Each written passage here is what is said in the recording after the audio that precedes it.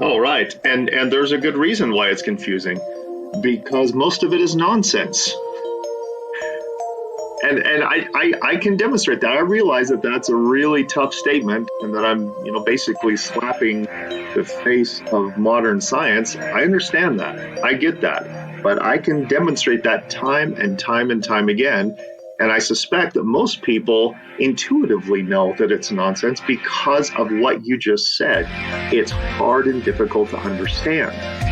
In the same way that if I said, hey, I'm holding a cookie in my hand and it's speaking to me like a lamb, you would think, wait, what just happened to my guest? Did he just go insane?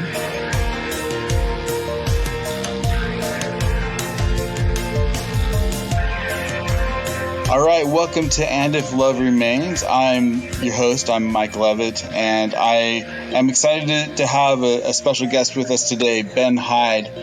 Ben Hyde is with Spark Science, and he's somebody that I ran into over watching YouTube. I saw an interesting interview with him talking about the electric universe, and this is a subject that has kind of fascinated me a little bit. It's such a different idea than anything that I'd ever heard of, and yet some of it makes sense, and it's just an interesting thought. And so I thought I'd have Ben on to maybe try to explain to us what the philosophy, what the paradigm is all about. Ben, just real quick about you. What got you interested in the electric universe, and why, and how long have you kind of been interested in this thought? Great questions. What got me interested? Good. That I don't know. I was born curious, and I was born interested in science. So that I can't tell you any more than that. How long have I been interested in this? Again, my whole life. Okay. So I just ran across the electric universe a year or so ago, and I got to tell you, there's parts of me that's sad that I didn't find it sooner. Would have saved a lot of grief. What I mean, I know you have a strong interest and some background in science. What did you find so compelling about the electric universe? And then I want to ask from your perspective, like, what is it? What are we talking about when we say the electric universe? Well, that's an easy question to answer. I can do it in 2 words. Makes sense. I should use 3 words. So you're saying it makes sense. Current astrophysics doesn't make sense? Is that what you're saying? Correct. No, it does not. No, it's interesting. As you know, listen, I'm just a dumb musician, so I don't know. Oh. I do the best. What instrument do you play? Oh, I play the piano. I sing. I write music. That's cool. What I've done. Yeah, so that's what I've done my whole life. But I do find science just interesting and fascinating, and I think it should always be, comprehensible, at least to a certain degree, to us, us guys that aren't necessarily in the science. And so, as I've studied about how Newton's ideas conflict with Einstein's ideas, which conflict with quantum physics. I mean, to me, there seems to be a giant gap between all of this, what works and what doesn't. And yet it all seems to work anyway. So it's very confusing to the layman, I guess is what I'm trying to say. Oh, right. And there's a good reason why it's confusing, because most of it is nonsense. and I can demonstrate that. I realize that that's a really tough statement, and that I'm basically slapping the face of modern science. I understand that. I get that. But I can demonstrate that time and time and time again. And I suspect that most people intuitively know that it's nonsense because of what you just said. It's hard and difficult to understand. In the same way that if I said, hey, I'm holding a cookie in my hand and it's speaking to me like a lamb, you would think, wait, what just happened to my guest? Did he just go insane? Right. Because that's nonsensical. That's a nonsensical, statement to say. And people recognize nonsensical statements And, if they're curious about it, like I am, we pursue it and try and figure out what was really being said. And then all of a sudden we find out, wait a minute, that's really what they were saying. And it is crazy and it is nonsense. And you're just like, wow, how did this happen? Yeah. And as you study it more, as you study the history of human thinking, it becomes very clear how it happened. But wow, I'm getting way ahead, I think, of No, our that's discussion. okay. Let me ask you this, because I know I've seen a few of the things you've done on Facebook. I see a few of the things that Oh, thanks. you are an experimenter. You like to try things out and figure out what's going on. Right. Um, what when you first encountered, so let me, in fact, let's back up one more step before I get there. Um, what was it that makes sense? What is the electric universe? If you can maybe Oh, summarize that, what would that mean? What is it? sure. It's the idea that the major force in the universe is electricity and not gravity. Okay. Period. I mean, That, simple. yeah, no, it is that simple. It is that simple. And I think now there's going to be a lot of, pushback from the scientists about that. Right. But I think what are some of the um, uh, uh, what are some of the things that you see that you found that have convinced you that this might be the right paradigm to Oh, go with? sure. Oh, this is easy, and this is anybody can comprehend this. It's the simple fact that our best understanding teaches us that everything is made of atoms. Atoms, of course, have three constituent parts: the electron, the proton, and the neutron, two of which are charged particles. The electron is, of course, negatively charged, the proton is positively charged, which means that every single thing in the universe has electric charge as its basis, as its nature, as its kernel. Hmm. When you realize that, all of a sudden the question just screams to the mind, how can the universe be anything but electric? Now, to those who are thinking about this a little more, they're going to say, well, Ben, but there are such things as ions and non ions, meaning charged atoms and non charged atoms. That's right, there are. And most of the things that we deal with on a day to day basis are, of course, not charged as we experience them. We don't get electric shock every time we touch everything. But it doesn't change the fact, even if you have a neutrally charged item, a thing like the straw. I'm playing with silly putty here as we talk. The putty's not giving me a shock. The straw's not giving me a shock. Yeah. The wooden table I'm leaning on is not giving me a shock. But that doesn't change the fact that the constituent atoms of the wood table, the silly putty, and the straw are made of charged particles. They're just in balance.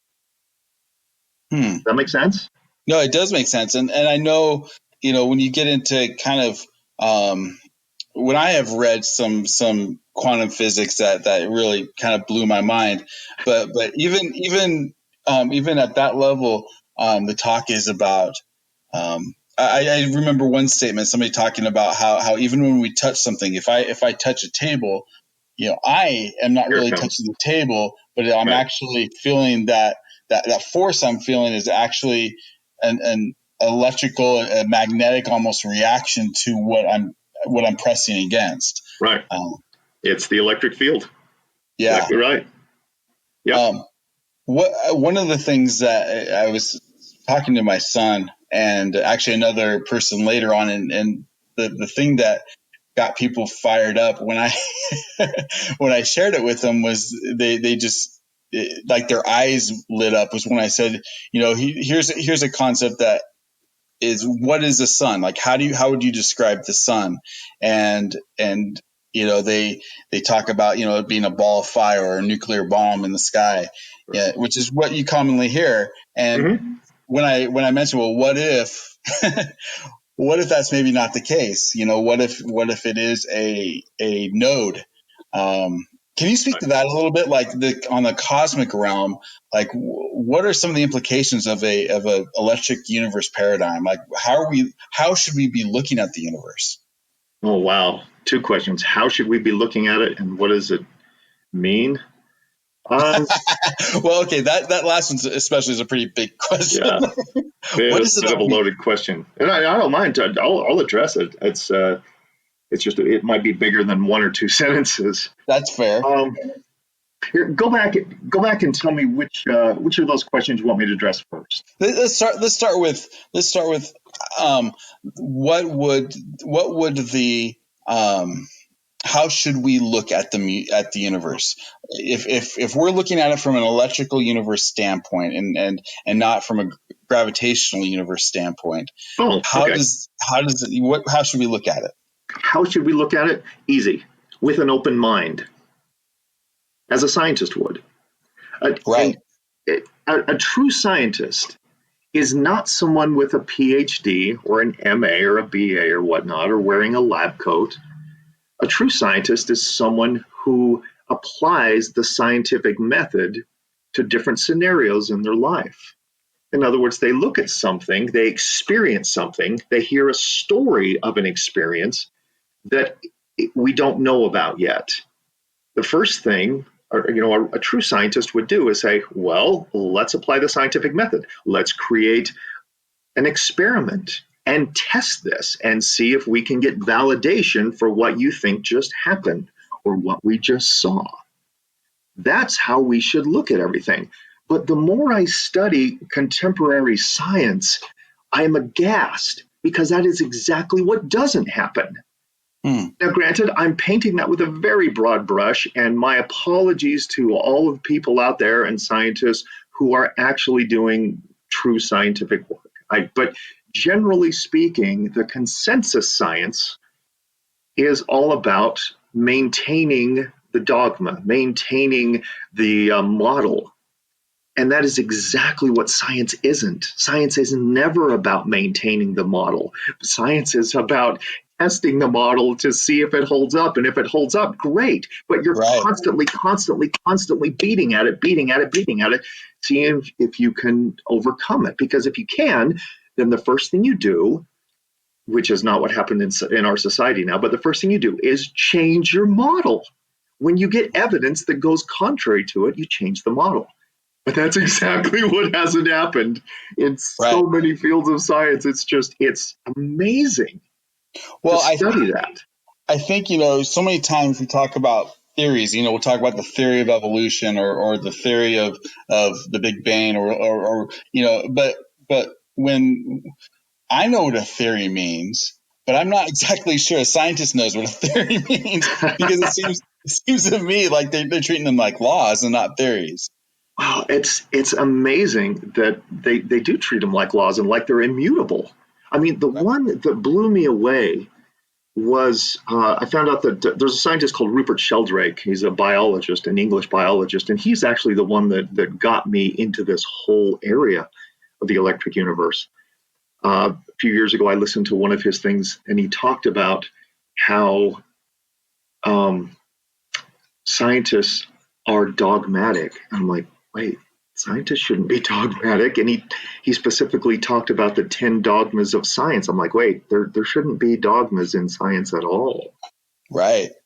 And he just, he just plainly discoursed on that, and it just opened my eyes. I'm like, oh my goodness, what happened?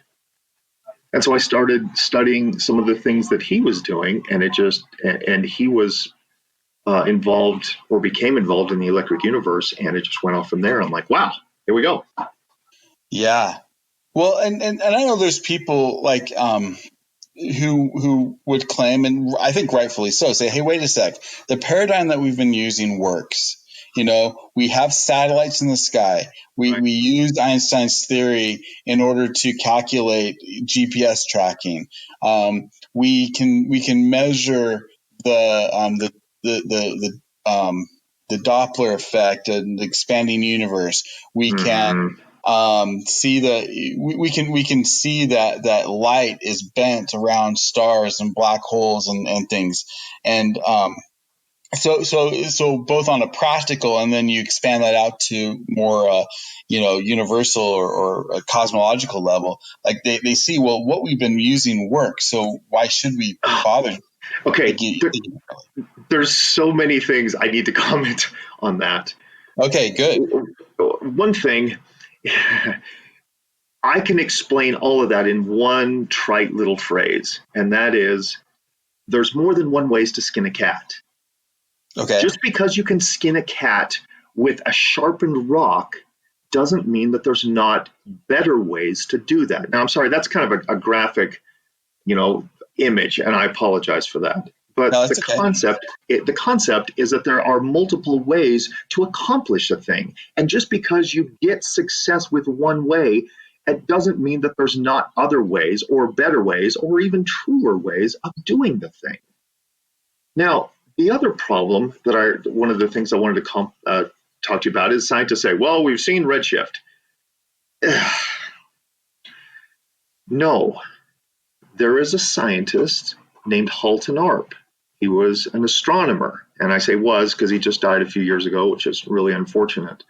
Halton Arp, his work demonstrated conclusively that redshift was an inherent feature of matter, that it had to do with the age of matter and not traveling, not distance, not motion. Now, the upshot of that is that that takes our understanding of the size of the universe, the age of the universe, the distances between galaxies and stars, and throws it all out the window. You're just like, whoa, Wow. whoa, whoa, whoa, wait, what just happened? Everything I was taught was just upset by evidence? Yes, it was. But you know what? Instead of trying to validate his claims, most of the scientists around him got mad at him. In fact, he lost his job. I think he was at the Palomar Observatory. He literally lost his job because he was trying to push this idea. And he actually had evidence for it. You can see it. It's been verified that the redshift that we have always been taught is a function of traveling, of motion, has nothing to do with that. It has a tiny little bit. I'm not going to say nothing. It has a little bit to do with it, but mostly it has to do with the age of a celestial body. And you're like, That's fascinating. oh, it is. I'm actually reading his book right now called Seeing Red. And at the beginning of the book, he says, you know what, guys, you don't even need to read this book. Just look at the pictures I've enclosed. It'll show you everything you need to know. And just real quick, and I'll make this, I'm going to talk science here, but I'll try and keep it, toned down.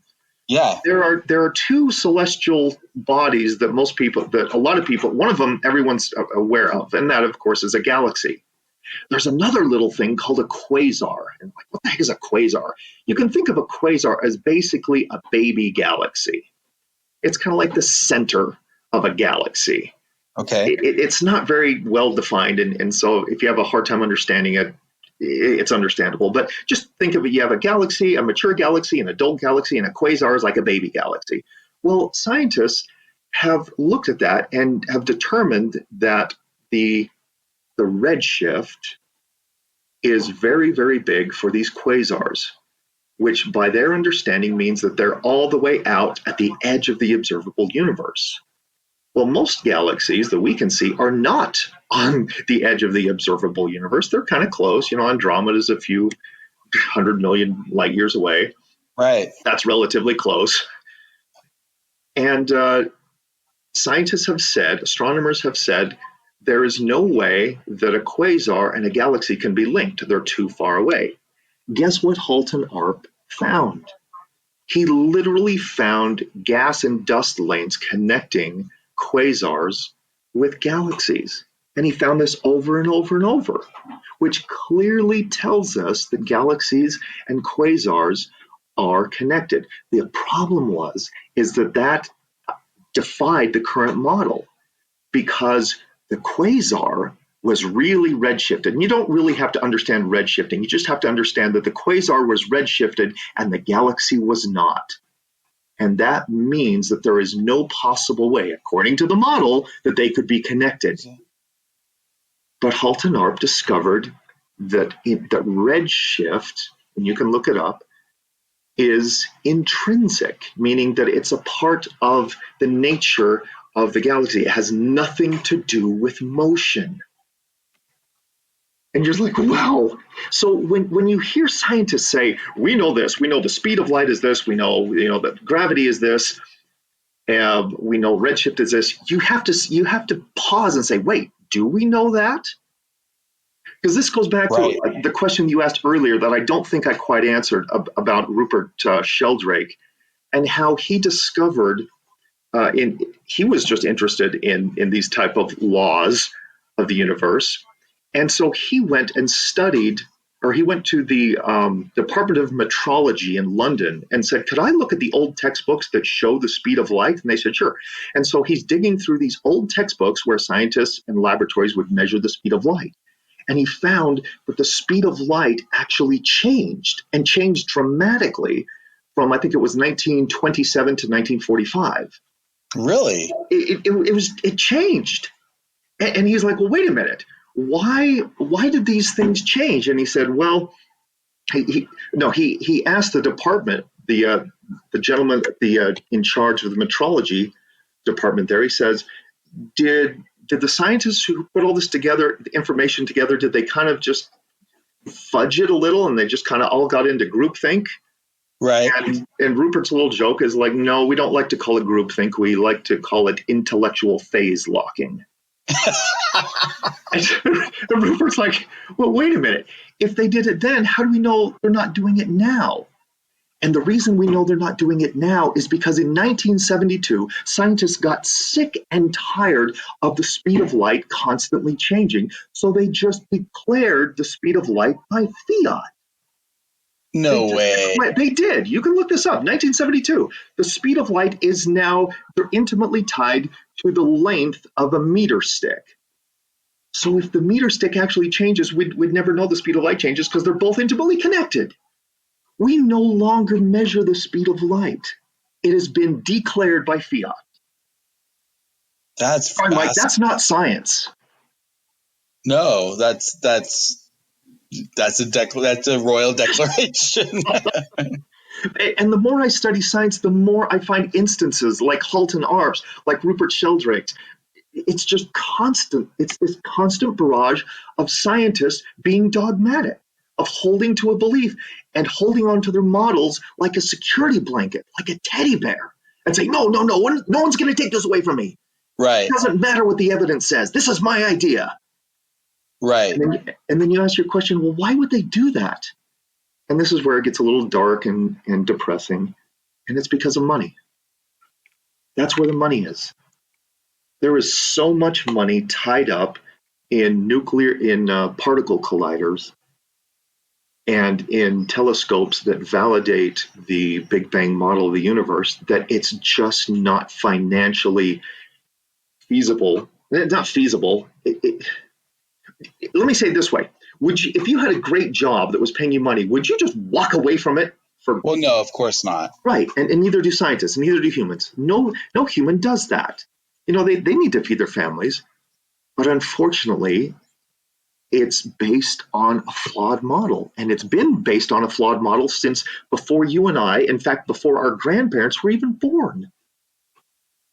Well, this is one of the things that attracted me to the electric universe is the ability to, if not confirm, at least duplicate Yes. phenomena in the laboratory. As far as, and I think one of the most exciting projects that I've only heard of within the electric universe community is the Sapphire project, which is absolutely stunning. Oh, so you saw the video. I saw the video, and I think it's one of the most amazing. I mean, that's Nobel Prize winning kind of stuff that they're doing there. It's couldn't agree more. Absolutely. But also even stuff that we can do here. What are some of the things that maybe we see? And I'm thinking of things like canyons. I live in Arizona, so of course the Grand Canyon.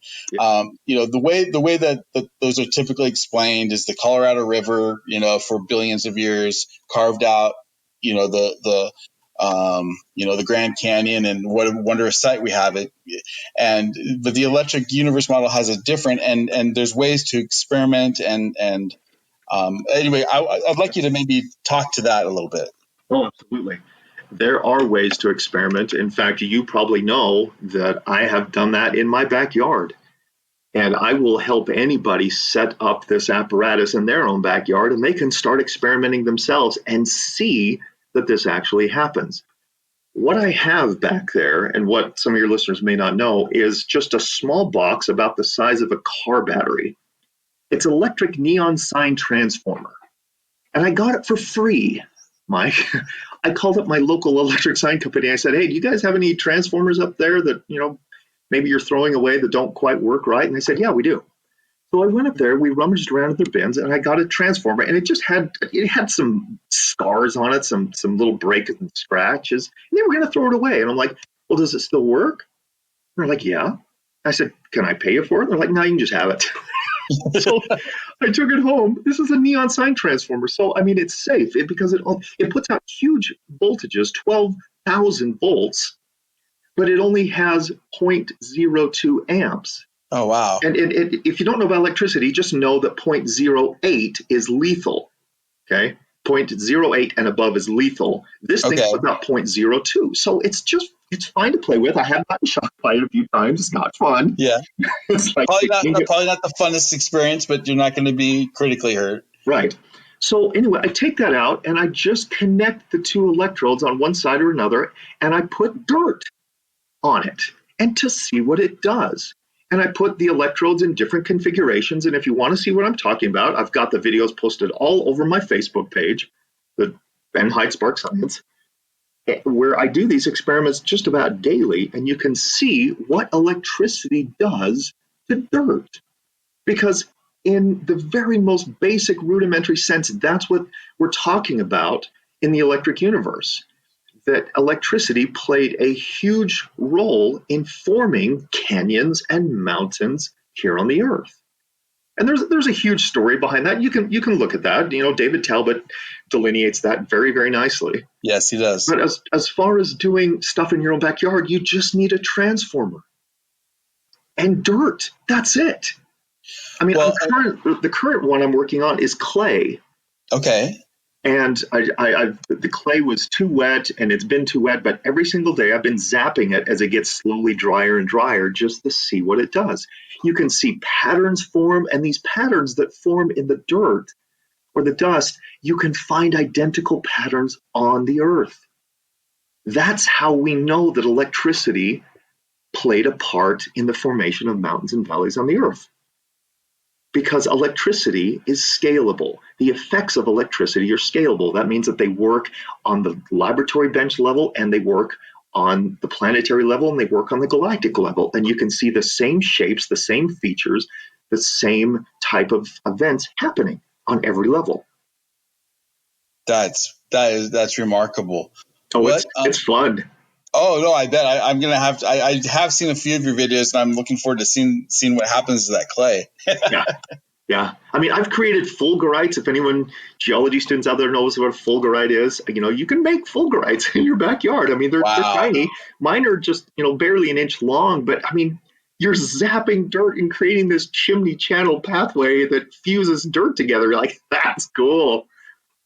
Well, and even and I may be misremembering here, but I seem to even recall you can even explain things like petrified forests and things like that with the electric universe. Right. Well, Peter Mungo Jupp is an archaeologist, I believe, in Australia, and he has shown evidence of that. He pulls out fossilized, trees, and he says, this is not millions of years old. This was found after a storm, after someone saw a lightning strike hit a tree or something, and they walked over to it, picked it up, and it was fossilized.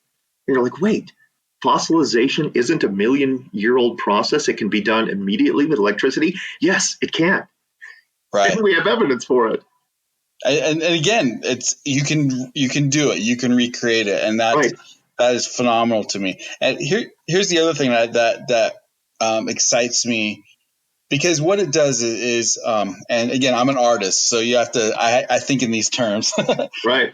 it turns a dead universe into a live one. Oh, Uh, doesn't it though? Absolutely. it really does, because um, you think about how interconnected. Well, under a standard model, my understanding is basically it's just we're, lucky, God, however you want to define it, it doesn't matter. But Right. but basically we're independent, entities that are good, that just so happen to be perfectly aligned, so that so that gravity has the force from all the way from a massive black hole in the galactic center that kind of controls the entire uh, uh, galaxy, to the sun. Um, but other than that, there's no connection. It's dead space out there. There's literally just like rocks hanging Right. out there. And the There's no electric, connection. right, where the electric universe, maybe speak to that. How is that different with the electric universe? Well, the simple idea, and this is actually science that was not specific to the electric universe, but modern science has discovered that the universe is 99.99% plasma. Now, plasma is a charged electric event. Most people knows what plasma is, but just in a very general sense, that's what it is. It's just Right, ionized gas. And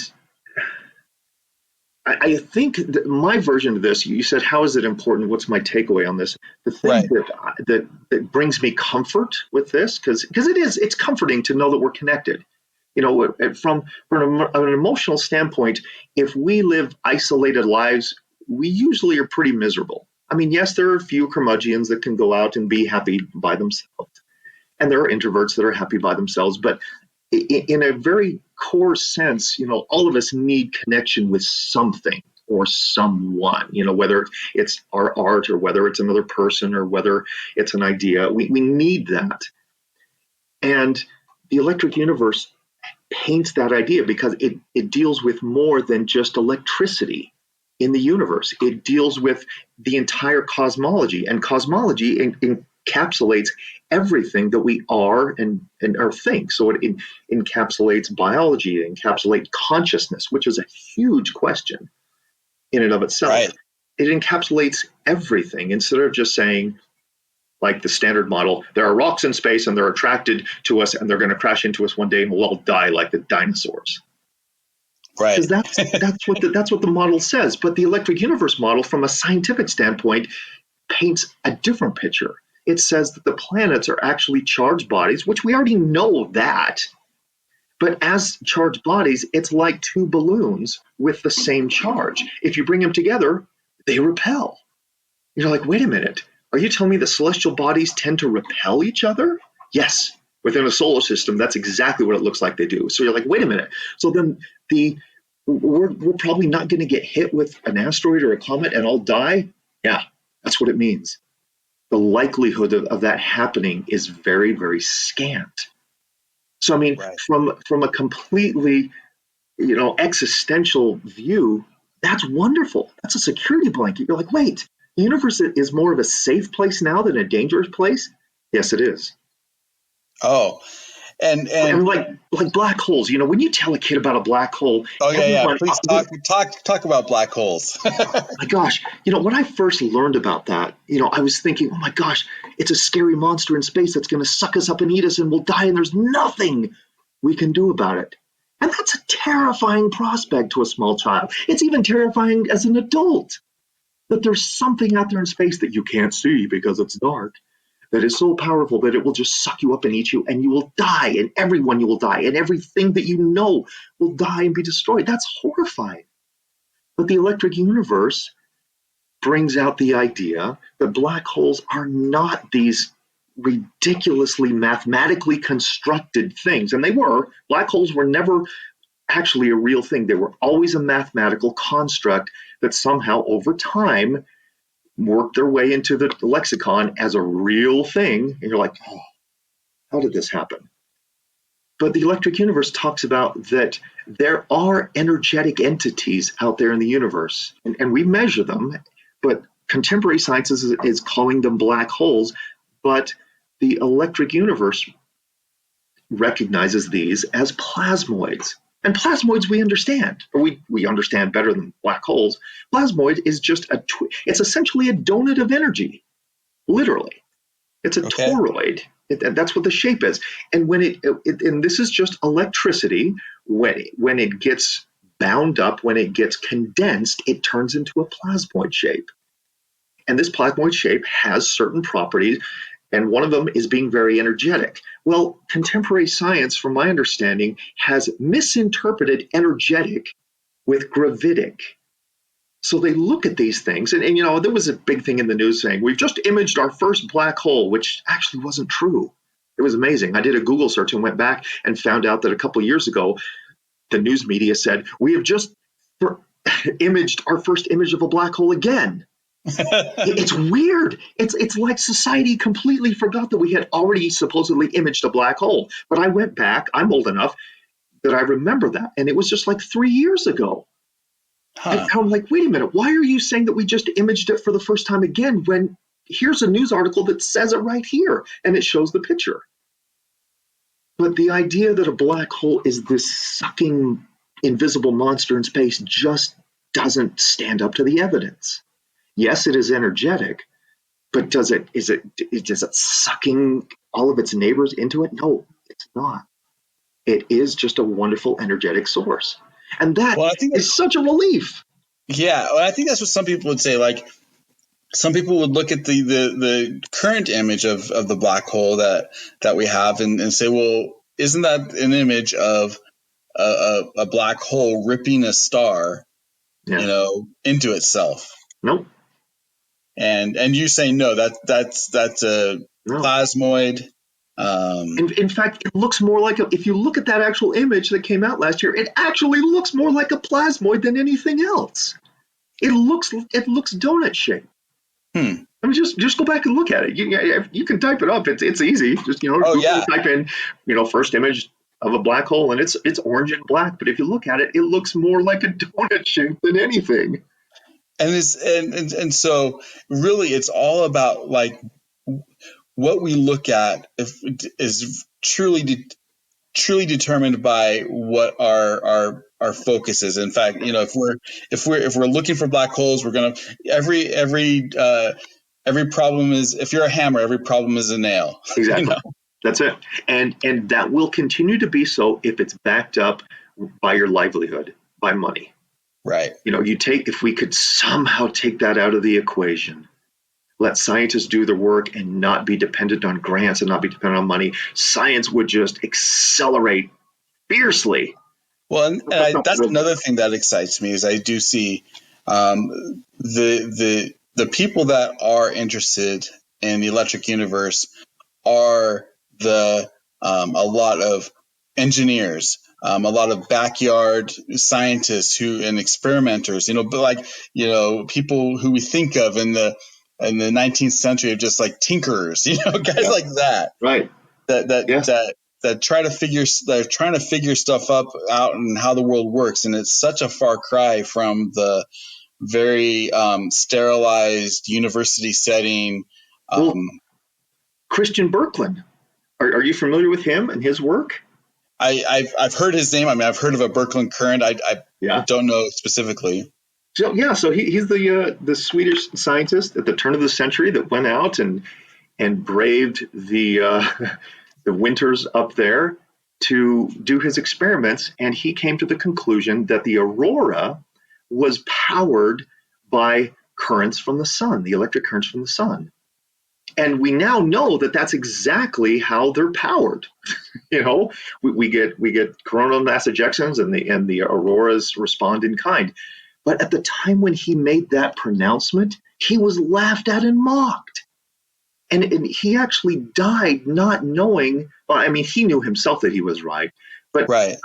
But as far as we know, he did not get social validation and scientific validation until like decades after he died.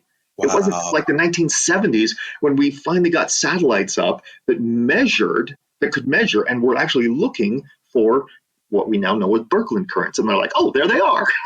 They're these big, long strings of current that connect the Earth and everything and all the other planets with our sun. And when was that? Do you recall the time frame? Was that 50 years ago? When did that happen? Well, Christian Birkeland did this at the turn of the century, so around Okay. 1900s. He died 1930s, 1940s, if I remember right, and then the satellites went up in the 1970s that measured the Birkeland current. So what? So I guess that's another aspect of it, and again, I'm a novice at this, but the idea how this electric universe, I don't think is the newest idea. I mean, it seems to me like it's something that people have probably hypothesized for a while now. well, they have, and that's what's interesting. It was scientists, prior to the turn of last century, were actually right on the path of proper. I'm going to call it proper scientific discovery, and then all of a sudden it flipped, and the mathematicians got a hold of it, like Einstein, and turned all physics into math. And math is not physics, and that's kind of where it went awry. But prior to the 1900s, the physicists out there were actually doing physical experiments and saying, oh, okay, here's how things work. And of course, it's nice to have mathematical models that help describe it, but mathematical models will never explain a phenomenon. They can only describe it. And most people are comfortable with saying, well, if you describe it or explain it, it's the same thing. But they're not. And that's a really great point. I was speaking actually to a piano student, and I promise it leads into it. No, go ahead. I play the piano myself. So okay, fantastic. I was talking to him about theory, and I said, what you have to understand about music theory, we probably shouldn't call it music theory. We should probably call it music analysis, because it's not, the theory doesn't come first. The analysis, the music comes first, and then we try to look back and figure out what was the composer trying to accomplish using the theory that we know. And I think sometimes it sounds to me, especially when we're talking about mathematical physicists, that we're putting the theory in front of what is actually there. Right. And you're like, wait, that's not science. I mean, anyone can understand that. You never do that. In other words, I can create a mathematical model of something, and then I can find, a way to make that mathematical model work within the context of what I'm trying to say. But that doesn't necessarily mean that that's what is actually there, or that is actually what is happening. Right. Because what we found is that a lot of times scientists will ignore evidence that doesn't fit their model. I'm like, wait, what? That actually happens? Yes, that happened with Halton Arc. Yes, that happened time and time and time and time again. They literally cherry pick the evidence that fits their model, and they disregard everything else. I mean, oh my goodness. The more I study, the more I see that that's everywhere. Right. Like, no. This can't be right. So I just, instead of giving up and totally going into despair mode, I just like, fine, I'll go do it myself. Yeah. So that's awesome. That's fantastic. I had another question. Oh, if you can, Sure. I'm very curious about your idea, because let's just talk about comets, shall we? Oh, let's do. What is a comet? Well, up until recently, we were all under the idea that they were dirty snowballs. That's what Fred Whipple taught us. But if you look at the history of it, you realize that Fred Whipple never actually observed a comet. This is a perfect example of what you just said about the theory leading the evidence. And then when the evidence came in, we just discarded the evidence and kept with the theory. It's like, no, we have sent satellites that take pictures of comets. They've landed on comets, 67P. There's a whole bunch of them that we've seen this with. They're not dirty snowballs. They are rocky surfaces with layers of dust on them that have plasma discharges going off on them. We've seen them. Now, scientists are saying that the cameras are breaking, or that there's something else going on with the cameras, that they're not admitting or even considering that the bright flashes on the crests of some of the mountains on some of these comets are plasma discharges. But any electrician can see that if you have a body and you put it through a different electric field, it's going to have a discharge. I mean, that's the whole thing with St. Elmo's fire. If anyone knows about that, that's what it is. You have a ship, an old masted schooner ship that's going across the ocean, and a storm comes up, and all of a sudden these little electric lightning bolts start appearing on the top of the mast during a lightning storm. It was called St. Elmo's fire. That's what we're seeing on comets. That's the bright part. And the tails are a collection of dust and electrical discharge. They're not dirty snowballs. We know that. And yet, I just saw this in the news the other day. They are still talking about comets as dirty snowballs, even though we have direct, incontrovertible evidence that they're not. Wow. That's amazing. That's such a, I don't even think people, especially in the media, I mean, they're just writing what they're told, but we have just this mindset that we just cannot get around. Slow going. Oh, it is. Well, I think, man, I have so much I want to talk to you about. We may have to do a part 2 at some point, but I want to leave with you, allow you. What are two things I want to ask you? Number one, how can people find out about you and your projects and the things that you're working on? And number two, how would you recommend people going about learning more about the electric universe? Oh, great questions. I can leave an email, sparkscience4kids@gmail.com. Okay. If they will send that to me, I will respond. And in the response are all the links to my Facebook page, my YouTube channel, and my phone number. Fantastic. Oh. And I'll put those in the show notes of the podcast. Great. And then what was your other question? And then how would if people find this interesting and want to learn more about the electric universe, what would you recommend people would start? Oh, absolutely. Go to YouTube, type in the Thunderbolts Project, and start watching the videos there. Yeah. There are two different kinds. There's Electric Universe Conferences presentations. That's the one that I've started on, where you're listening to the pillars of the Electric Universe community, like Wal Thornhill, David Talbot, present. It's their ideas from their mouth. It's not being interpreted by anybody, by a second or third party. You can listen to what they say and get it straight from the horse's mouth. That's where I got started. So, YouTube Thunderbolts Project. Fantastic. Ben Hyde with Spark Science. I really appreciate you being on the show. It's been such a pleasure talking It's been fun, to you. Mike. And let's do it again, shall we? Oh, absolutely. Fantastic. This is Mike Levitt with And If Love Remains. Check out our website, www.andifloveremains.com. We have a merch there, so pick up a t-shirt, pick up a mask if you dare. Whatever you need, we've got it. So www.andifloveremains. Again, Ben Hyde, Spark Science. Thanks again. We'll talk to you soon. Thanks, Mike.